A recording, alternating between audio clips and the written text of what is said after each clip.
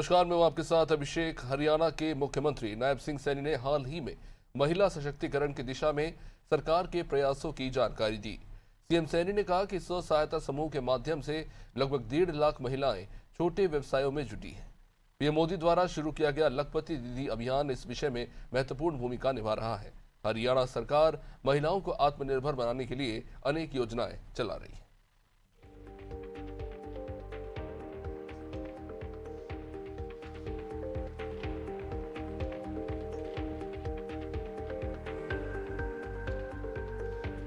CM Saini ने कहा कि महिलाओं के सशक्तिकरण के मद्देनजर हरियाणा सरकार कई योजनाएं लागू कर रही है। पंचायतों और शहरी इलाकों में महिलाएं अब कृषि, स्वास्थ्य और शिक्षा के क्षेत्र में सक्रिय रूप से योगदान दे रही है। सीएम सैनी ने महिला उद्यमियों को प्रोत्साहन देने के लिए सरकार की योजनाओं का जिक्र किया। मेक इन इंडिया अभियान के तहत हरियाणा सरकार उद्योग और कौशल विकास पर जोर दे रही है। पलवल में श्री विश्वकर्मा स्किल यूनिवर्सिटी की स्थापना इसी दिशा में एक महत्वपूर्ण कदम है। सीएम सैनी ने बताया कि हरियाणा के किसान अब पारंपरिक खेती के साथ साथ प्राकृतिक खेती और बागवानी में भी नए आयाम स्थापित कर रहे हैं।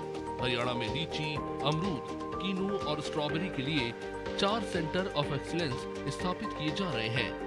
इससे किसानों को आधुनिक कृषि तकनीक का लाभ मिलेगा और रोजगार के नए अवसर भी पैदा होंगे।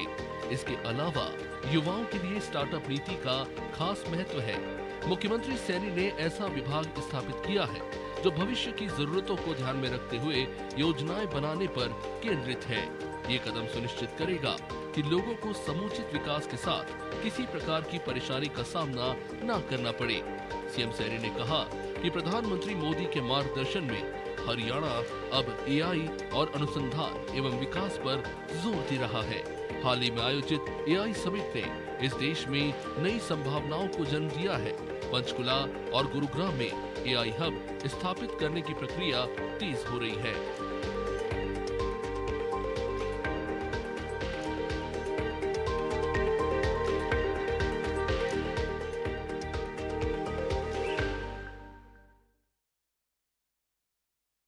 नायब सिंह सैनी ने साल 2026-27 के बजट प्रस्तावों में राज्य के खराब नहरी सिस्टम को सुधारने के लिए पर्याप्त धन का प्रावधान किया। सीएम सैनी ने कहा कि भविष्य में जल की उपलब्धता कम होने की चुनौती से निपटने के लिए हरियाणा सरकार ने विशेष कार्य योजना तैयार की।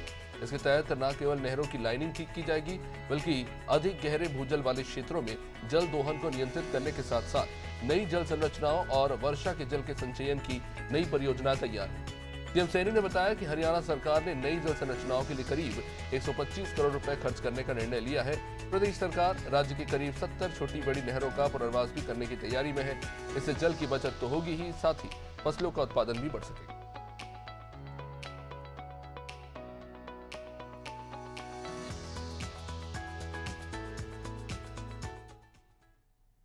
हरियाणा के मुख्यमंत्री नायब सिंह सैनी ने 13 मार्च 2026 को चंडीगढ़ में सिंचाई एवं जल संसाधन विभाग के कार्यों की उच्च स्तरीय समीक्षा की। सीएम सैनी ने हमीदा हेड से पिचोलिया हेड तक नहर पुनर्निर्माण और वेस्टर्न यमुना कैनाल पर रेलवे ब्रिज जैसे प्रमुख परियोजनाओं को गुणवत्ता के साथ निर्धारित समय और बजट में पूरा करने के निर्देश दिए।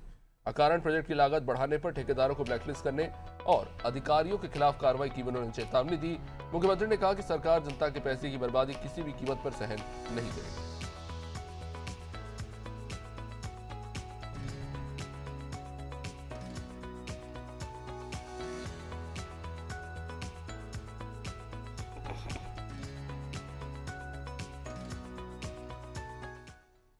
हरियाणा के मुख्यमंत्री नायब सिंह सैनी ने कहा कि 2047 के विकसित भारत में हरियाणा की अग्रणीय भूमिका रहेगी। इसके लिए हरियाणा सरकार लगातार प्रयास कर रही है।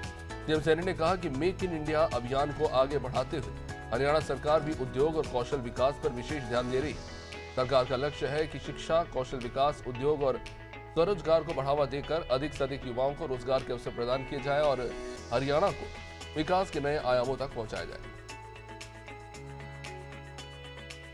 मुख्यमंत्री जिक्र कर रहे 2047 के विकसित भारत को लेकर और उसमें हरियाणा की क्या भूमिका होगी।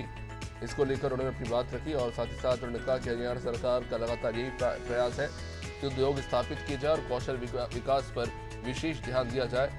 मुख्यमंत्री नायब सिंह सैनी ने इसको बेहद महत्वपूर्ण बताया और राज्य के लिए बेहद हितकारी।